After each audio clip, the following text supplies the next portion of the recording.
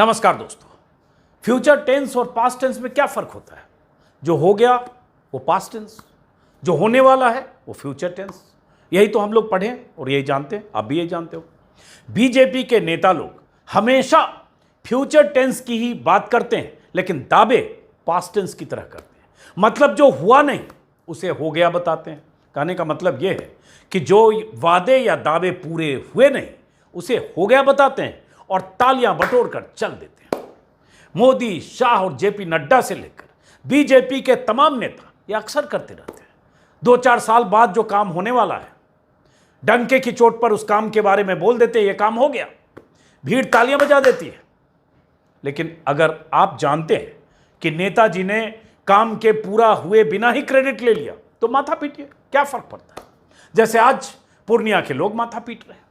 पूर्णिया में अमित शाह उस काम के लिए तालियां बटोर कर आ गए हैं जो अभी पूरा होना तो दूर, शुरू भी नहीं हुआ है।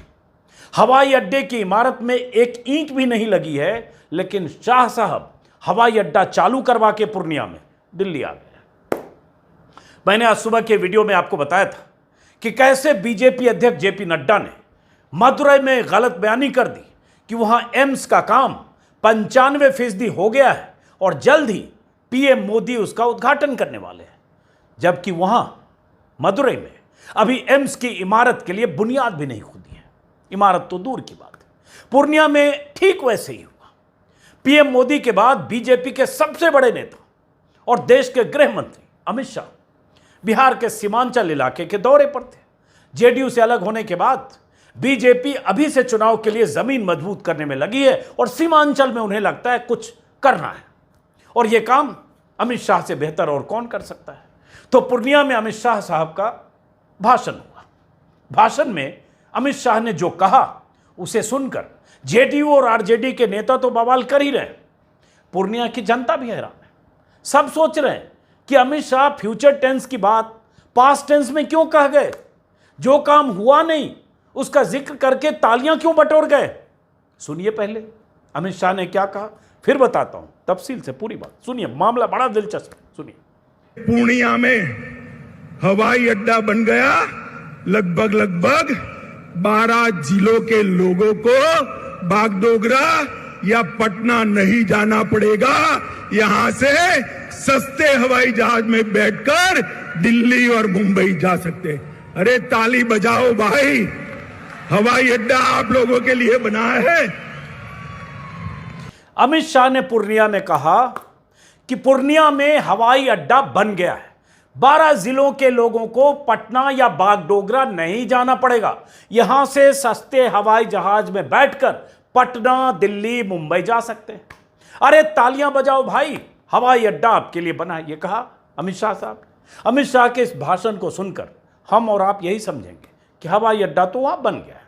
मामला फ्यूचर टेंस का नहीं है, पास्ट टेंस और प्रेजेंट टेंस का है। ये तो उन्होंने कहा नहीं कि हवाई अड्डा बनने वाला है, कुछ ही महीने या साल 1.5 साल के बाद आप यहां से उड़ान भर सकेंगे। ये नहीं कहा ना, नहीं कहा ना। सुना आपने? चाहिए तो एक बार फिर सुन लीजिए ताकि कोई कंफ्यूजन नहीं हो, क्योंकि उसके बाद मैं बहुत जरूरी बात बताने वाला हूं। फिर से सुन लीजिए जरा, सुनिए। पूर्णिया में हवाई अड्डा बन गया। लगभग 12 जिलों के लोगों को बागडोगरा या पटना नहीं जाना पड़ेगा। यहां से सस्ते हवाई जहाज में बैठकर दिल्ली और मुंबई जा सकते। अरे ताली बजाओ भाई, हवाई अड्डा आप लोगों के लिए बना है। मेरा घर भी बेगूसराय पूर्णिया से कुछ ही घंटे की दूरी पर है, तो मैंने सोचा चलो पूर्णिया के कुछ दोस्तों को बधाई देते हैं। भाई आपके इलाके में हवाई अड्डा बना। कुछ लोगों को फोन किया तो लोग फट पड़े। अरे भैया, अभी तो सिर्फ किसानों से जमीन ली गई है, वो भी कुछ महीने पहले। इमारत तो बनी नहीं है, नहीं कोई टेम्पररी स्ट्रक्चर बना है। फिर हम लोग उड़ान भरने के लिए जाएं किस हवाई अड्डे पर। लोग पूछने लगे मुझे, मेरा माथा ठनका कि अरे ये क्या मामला है। अमित शाह कोई ऐसे छोटे मोटे नेता तो है नहीं कि कुछ भी बोलकर और तालियां बजवाकर निकल जाएंगे। ऐसा भी नहीं है कि दाएं बाएं कुछ बोलकर निकले हों जिससे बिटवीन द लाइंस समझने में किसी को दिक्कत हो। साफ साफ 2 टूक बोलकर आए। तो मैं ये पता करने में जुटाई था कि ट्विटर पर जेडीयू के राष्ट्रीय अध्यक्ष और सांसद ललन सिंह का बयान दिख गया। ललन सिंह बहुत गर्म दिखे अमित शाह पर। उन्होंने अमित शाह का वीडियो ट्वीट करते हुए लिखा, जुमलेबाज गृह मंत्री जी, पूर्णिया हवाई अड्डा कब बन गया बताइए तो जरा, कृपया हमारा ज्ञानवर्धन कीजिए। ट्विटर पे आप देख रहे हैं, कम से कम अब तो बिहार के लोगों को ठगना बंद कर दिए। सोचिए, जिस देश का गृह मंत्री ही जुमलेबाज हो, उस देश का भविष्य क्या होगा। ललन सिंह के इस ट्वीट में जुमला शब्द का जिक्र देखकर वैसे मुझे जुमला याद आ गया। कुछ साल पहले जब अमित शाह मोदी के 15 लाख वाले वादे पर एक सवाल का जवाब एक चैनल को दे रहे थे, तो उन्होंने कहा था, ये जुमला अरे भाई वो तो जुमला, किसी के अकाउंट में 15 मुझे लाख लगता है तभी से भारतीय राजनीति में जुमला शब्द की एंट्री हुई है। बहरहाल हम वापस लौटते हैं, जुमला हमारा मुद्दा नहीं, वापस लौटते हैं पूर्णिया हवाई अड्डे के मामले पर। ललन सिंह ने एक वीडियो बयान जारी करके भी कुछ बातें अमित शाह के लिए कही है और कुछ पूछा है, वो भी सुन लीजिए। फिर जरा पूर्णिया वालों ने क्या कहा है, क्या बताया, वो बताते हैं, जरा सुनिए ललन सिंह को। गृह मंत्री श्री अमित शाह जी, आपने कल पूर्णिया की रैली में कहा पूर्णिया हवाई अड्डा बन गया है। अरे भाई, तालियां बजाओ। तालियां बटोरना चाहते थे, तालियों की मांग कर रहे थे, लेकिन पूर्णिया के लोग तो जानते थे कि हवाई अड्डा का नींव भी नहीं पड़ा है। जरा आप ही बता देना बिहार के लोगों को कि पूर्णिया का हवाई अड्डा कब बना। अभी नींव भी नहीं पड़ा है। बिहार अब ललन सिंह आज की तारीख में बीजेपी के विरोधी हैं, इसलिए कुछ भी बोल सकते हैं, लेकिन यहां तो सवाल तथ्य का है, पास्ट टेंस और फ्यूचर टेंस का है। जो हवाई अड्डा अभी बना नहीं, जिस हवाई अड्डे की बुनियाद अभी पड़ी नहीं, जिसकी इमारत का कोई भी अभी अता पता नहीं, वो चालू कैसे हो सकता है। आसपास के 10 जिलों के लोग वहां से उड़ान कैसे भर सकते हैं, कैसे दिल्ली मुंबई जा सकते हैं। मेरा तो मन कर रहा है कि अगर कहीं मिलते अमित शाह तो मैं इतना ही पूछता कि कहां से उड़ान भरे पूर्णिया वाले। पूछ रहे हैं, अपने घर की छत से उड़े हैं, किसी कॉलेज की छत से उड़ान भरे हैं, पूर्णिया के डीएमएसपी के ऑफिस की छत से उड़ान भरे, इतना तो बता दीजिए। बस मैं पूर्णिया के लोगों को फ़ोन करके बता देता हूं कि अगर आपको कल से दिल्ली या मुंबई जाना है तो फला जगह पहुंच जाइए, अमित शाह जी ने कहा है। कुछ भी बोल देंगे, कुछ भी। ये तो ठीक नहीं है। आप अगर सीमांचल के लोगों को खुशी करना चाहते थे अमित शाह जी, तालियां ही बजवाना चाहते थे, तो बोल देते कि 8 महीने, 10 महीने, 1 साल, 1.5 साल, इतने दिन रुक जाओ, हवाई अड्डा शुरू होने वाला है। लेकिन आप तो शुरू करवा कर आए हैं। तो सवाल तो ये बनता है कि कहां है वो हवाई अड्डा। मारिए गोली ललन सिंह को, वो तो विरोधी नेता है, बोलेंगे, उनका काम ही बोलना। जैसे आपका काम है तेजस्वी के राज को जंगल राज करना और सब बोलना, तो उनका भी काम है। लेकिन पूर्णिया के लोगों को तो बता दीजिए अमित शाह जी।